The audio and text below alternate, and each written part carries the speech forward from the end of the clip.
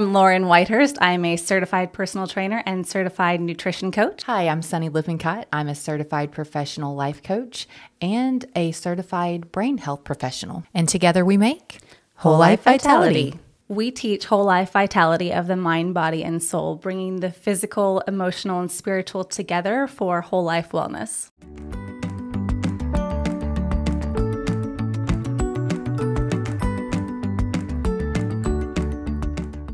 Welcome back. Welcome. We are here for another episode. We just are so excited to be back. I love it. We are pumped. This is just making me feel like don't get me wrong. I enjoyed our break. Yes. I did. It was necessary. I needed the break. But sometimes after you've taken a break from something that you know, like you're called to, that you can kind of start feeling like purposeless. You know, crazy? You start struggling with that. So I think we talked about it last season, Sunny and I, back in college, because we're like, what should we do in our 40s? Of course we should go to college. I wouldn't recommend it. It is so much harder. I would not. 0 out of 5 stars. It is so much harder than I think either of us ever anticipated. Please but just do it. Do it after school. Do it in your 20s. Do it in the natural progression of things, because as you get older, life does not slow down. Yeah, this whole premenopausal and using my brain for school, it's rough. And raising children.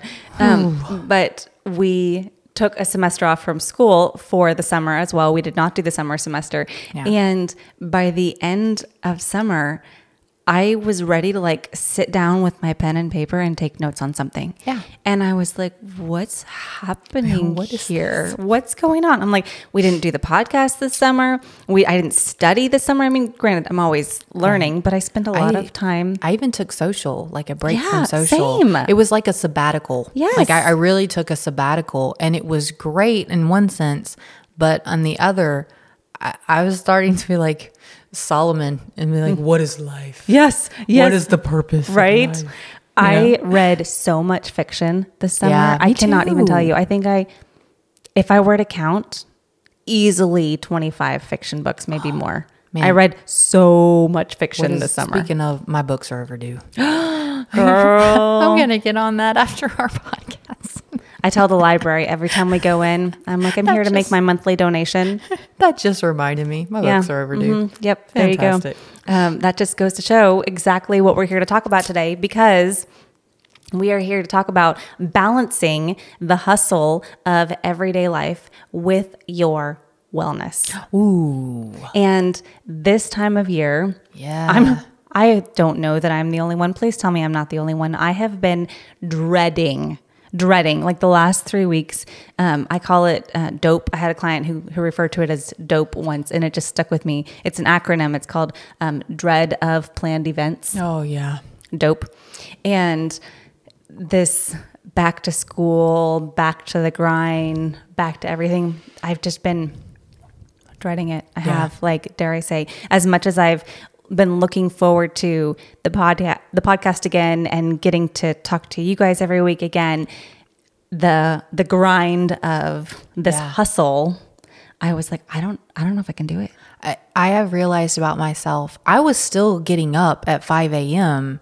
in the summer to do my things, but I realized I don't like being timed. Yep. So even as a kid in school, when we had the timed tests, I would know the answers, and it still stressed me out being on a time clock. And that's the part that's been killing me since school has started, is I'm still getting up at the same time and doing my things, but it's like the clock looms over me now with oh, you only have 30 minutes until you've got to get the kids up, and you only have, after that, you only have, 45 minutes until they It's just constant. And it's like that movie moment, where you look up and it's like the clock keeps jumping 30 minutes at a time, and you're like, it was just just this time. 6:45 and now it's 7:20. Yes, how did that happen? Your little one comes out and her hair still hasn't been done. And you're like, no. Yeah.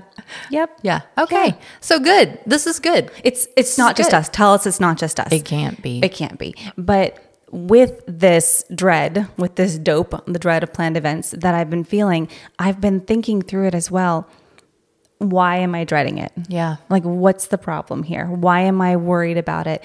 And I realized it's a lack of balance. It's a lack of balance between prioritizing my own personal self-care and wellness and the hustle and my boundary with myself. And I'm afraid that I'm going to let the hustle overtake my wellness. That's a fair fear. Yeah. That's a fair fear.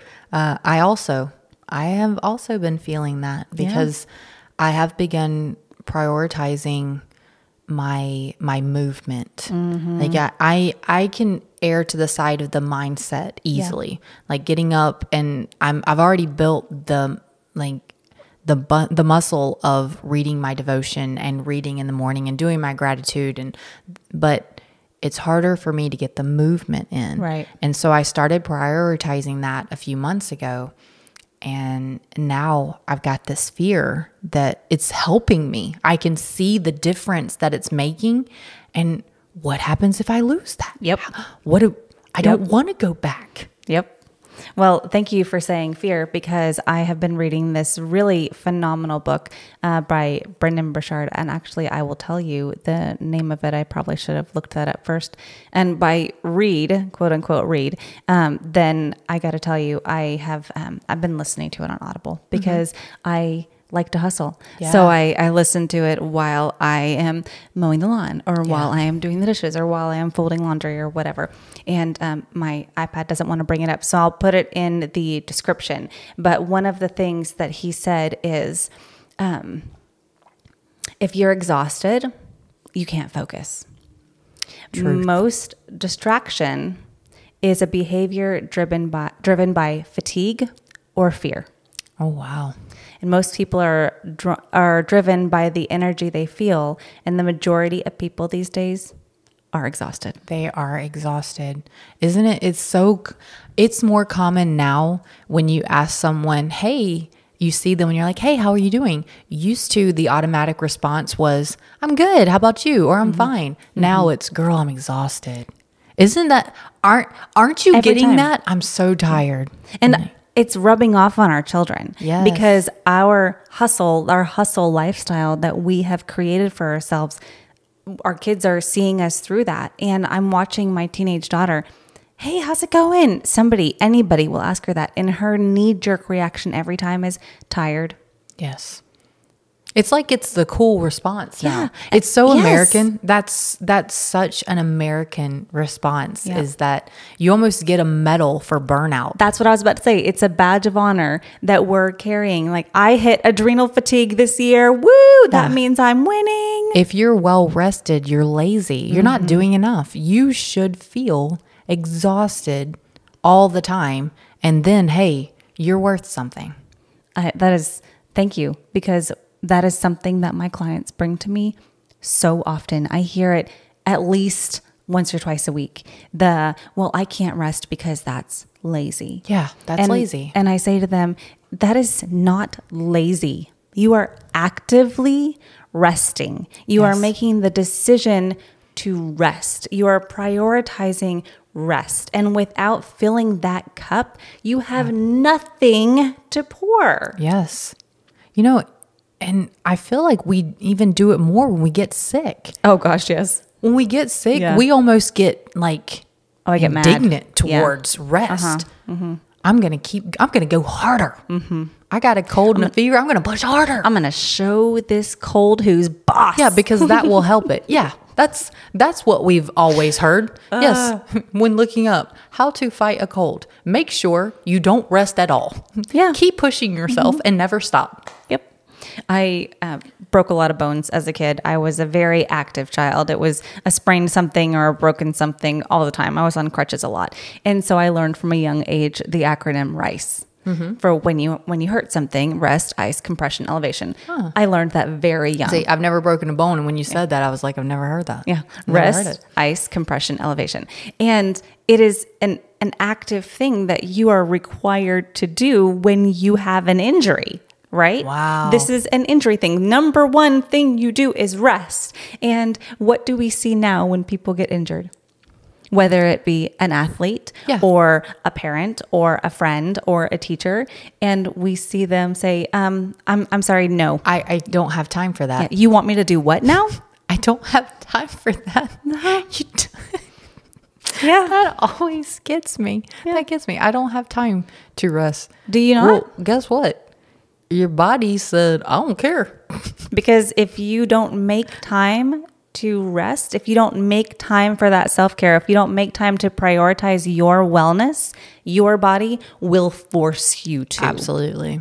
You will not be given an option. I feel like our bodies are like our very heavy-fisted parent. Yes. You know, that's like, you do what I say or I'll make you do what I say. Yeah. Well, our bodies get to do that for us as we adults. Because we don't have a heavy-fisted parent to do it for us. I can tell you can get away with it a lot more often in your 20s and 30s. Yeah. But since crossing the threshold of 40, you realize your body starts getting a lot louder than your, resignation to keep pushing. Like, I'm resigned to do this. You can't change my mind. Yeah.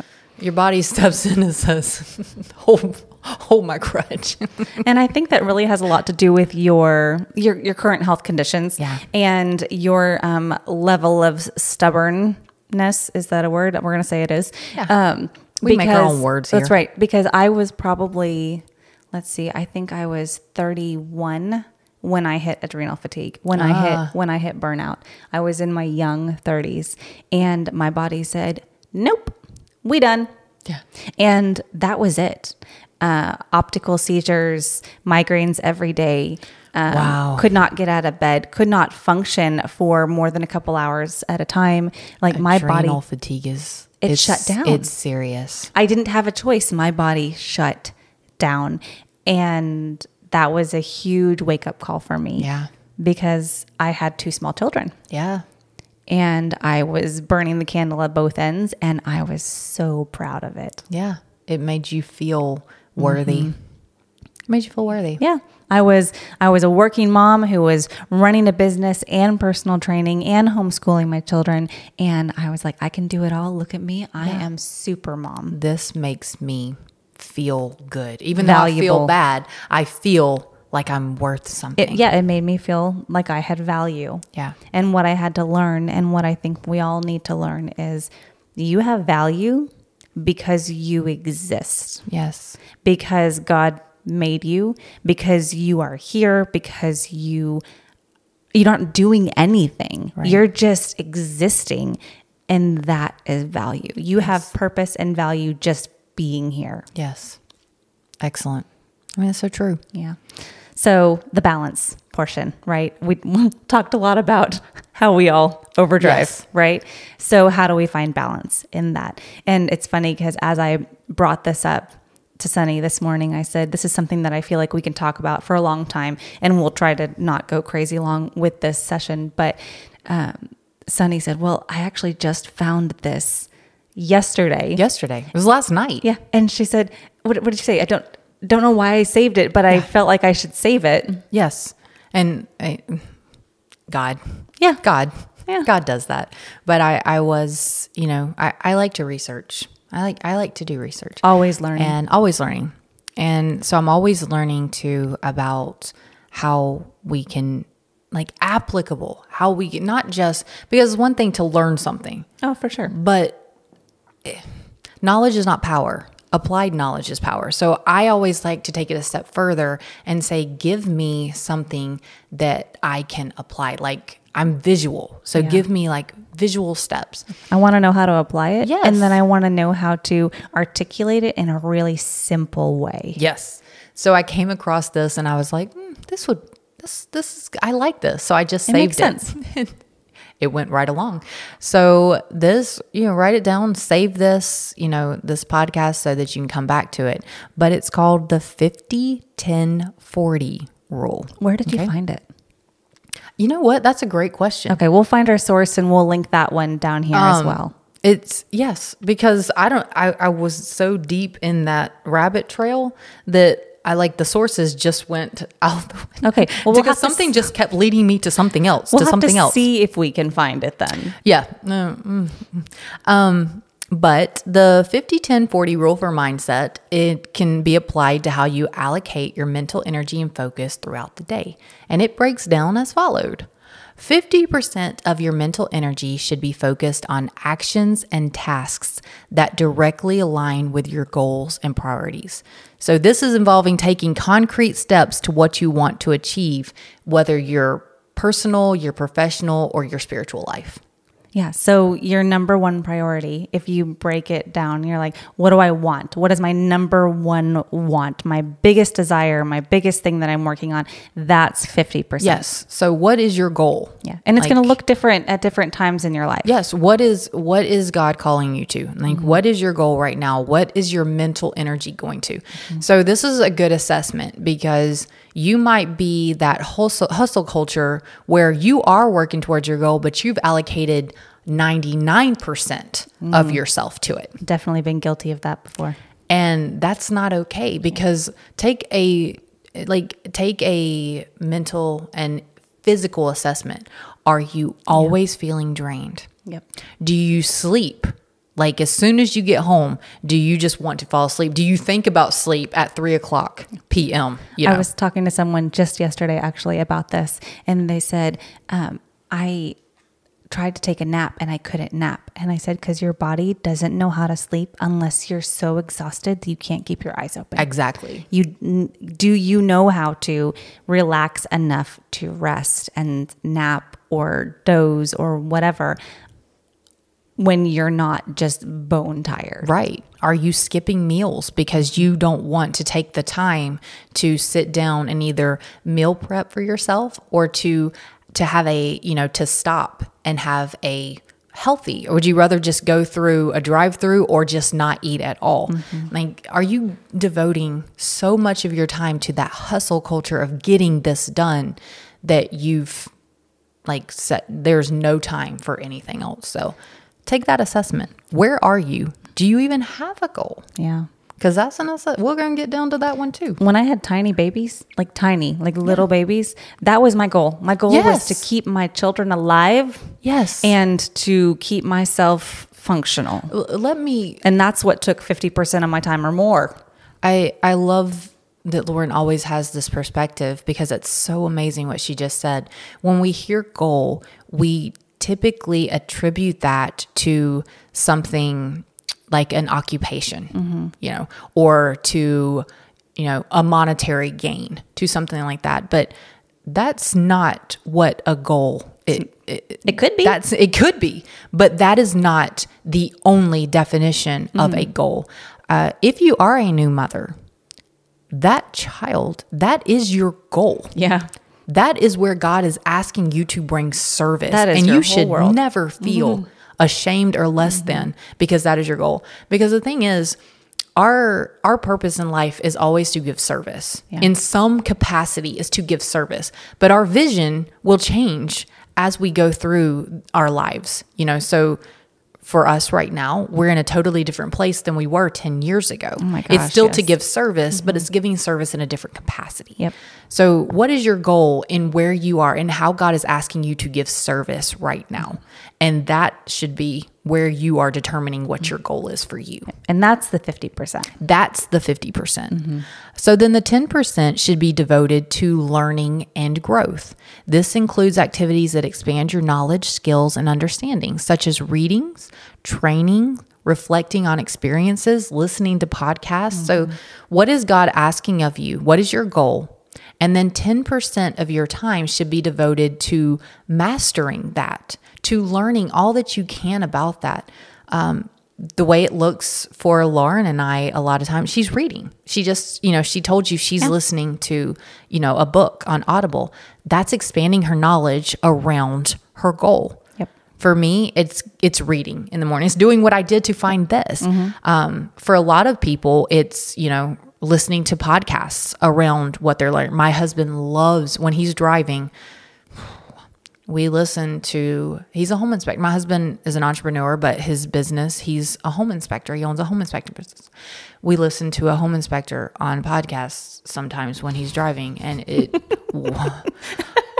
it's awful. You know, the not everybody's cup of tea is the same. It's awful. So I have learned to find, and I don't typically get on my phone when we're together, but sometimes, you know, that's his, if it's during the day, if we're doing something during the day, which is his workout, he'll take that time for that 10%, and I just let him have it. But I'm like, this is Bill Nye, the home inspector guy, and I want to stop it. Oh, it's awful. I love that. Bill Nye, the home inspector guy. I don't think that's actually his name, right? No, okay, no, but it should be. But that's a fantastic visual. Thank you for that. Anybody within our general age range should know Bill Nye, the science guy. Yes, Bill Nye. Science rules. So that's, I mean, even, you know, going to hear, you know, if you have somebody that you follow and that you listen to a lot, you know, going and listening to them speak, or, you know, signing up for those conferences that you can get online, and wonderful ways to get in that knowledge. And it just takes a little part of your day. That's 10% of your day. It's nothing. No, that's not much. It's nothing. Yeah. All right. And then the 40% is for self-care and relaxation, which is essential for maintaining balance and avoiding burnout. This could involve hobbies, spending time with loved ones, exercise, or any activity that helps you recharge. 40% of your day should be for that. So you said 40%. And granted, I would love to discuss this a little bit. Does that include sleep? So if we're looking at a 24-hour period here, or are we talking about from the time you wake up? Okay, so these are just waking hours. Yes. All right. So because here in my head, I'm immediately like, that's okay. I'm doing pretty good. I sleep at night. No, that's fine. No, this is 40% of the 24-hour period that you are awake for. Okay. So see, my brain is still trying to like give more credit to hustle time, right? Okay. Yeah. So then we're talking about what fills your cup. Yeah. What actually fills you cup? Because my good friend and I, we actually, as I was talking about this dope that I've had, then she said, okay, let's do this self-care thing, the self-care challenge. And we're going to prioritize X amount of self-care every single day. So we're making a list of things that I consider healthcare, and that's, self-care. And that's different for every single person. Right. But for me on that list, I had things like snuggle with my children. Yes. Go for a walk. Yes. Sit on the porch and have my cup of joe. You know, like they're just depending on what is self-care for you. Skincare, doing a mask, taking a bath, you know, all of those are self-care for me. Reading fiction. Yeah.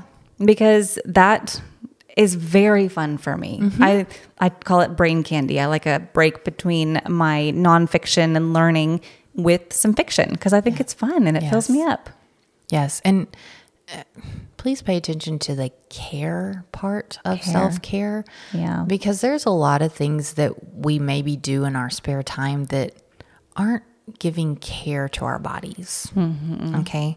So if you're sitting there and you said, because what I would really like for you to do is assess when you wake up and then when you go to sleep, and then do the 50-10-40 rule on that block of time. So if you're like, oh man, this is fantastic, I've got 5 hours that I could surf TikTok. That's not caring for your body. Think about what fills you up. Yes. Like what do you feel like is going to give you the energy and the mental space to be able to do the 50%? Yes. And this like connection, like self-care, like really what is connecting you with, you know, in alignment with God and your family, your loved ones, your friends, and in yourself. TikTok is not connecting you with yourself. Okay. What is connecting you and taking you back to you? So I'm not saying that you can't, because those things are funny. Okay. Well, some of those are funny. There's a lot of really great stuff on social media. And you can find a lot of great stuff and you can laugh, and there's a time for all of that. But I want you to prioritize that care time, like, because that is precious. Okay. It's a precious time. So don't just waste that and then wonder, well, I surfed it for 5 hours. I should have gotten plenty of rest. Why do I still feel tired? Because you actually didn't fill your tank up. Yeah. Now you're just a zombie. Right.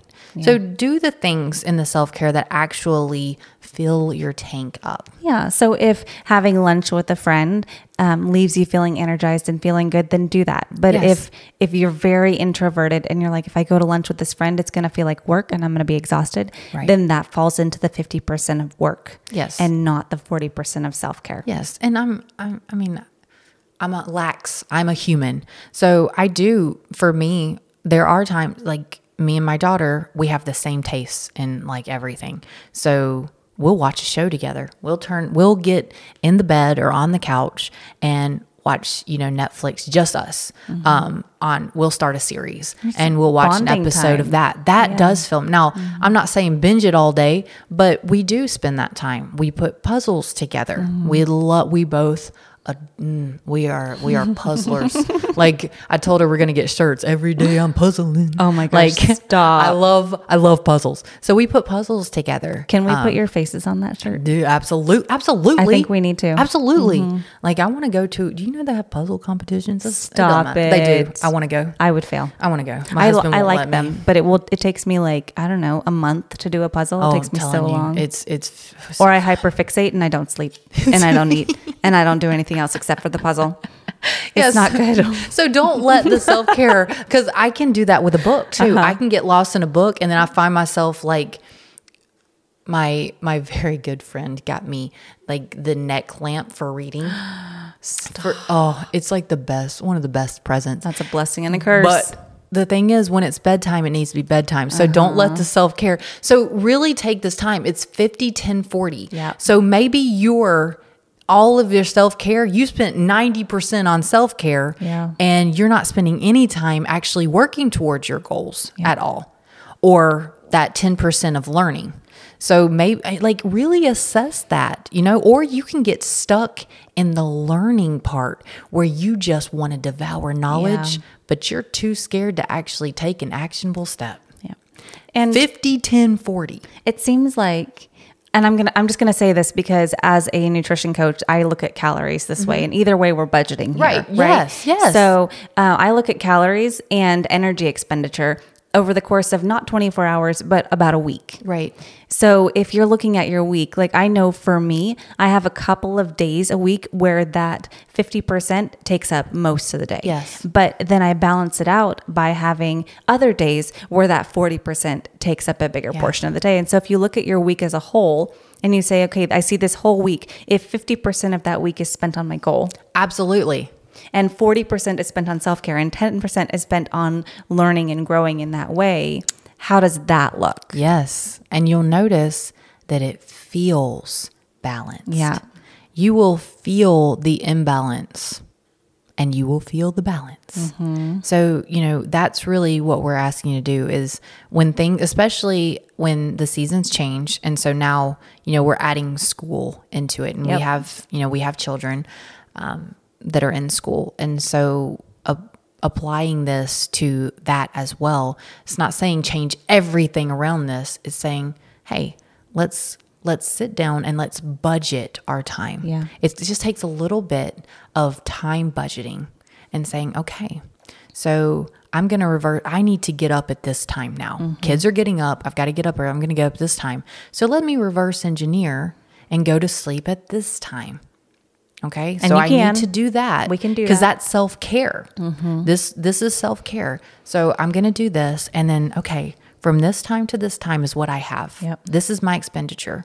So this time, I'm taking care of my kids. I'm going to get up. I'm going to go to the gym. I'm going to get up early. I'm going to go to the gym. That's self-care. Then when we come home, leave enough time to make them a breakfast or, pack lunches for them or help them get out the door, hugs and kisses. If you haven't listened to our podcast on morning routine, I highly recommend it. Absolutely. Morning routine. So good. The morning routine will change your life, but we are out of time for today. We could talk about this all day long, but we're out of time for today. So thank you so so much for joining us here. We really want to see how your week breaks down as you put in this 50, 10, 40. So let us know. Follow us on TikTok, on Instagram, on Facebook, on all your social media platforms, on here on YouTube. Like and subscribe, and we will see you next time. Yeah. Bye, friends. Bye, guys.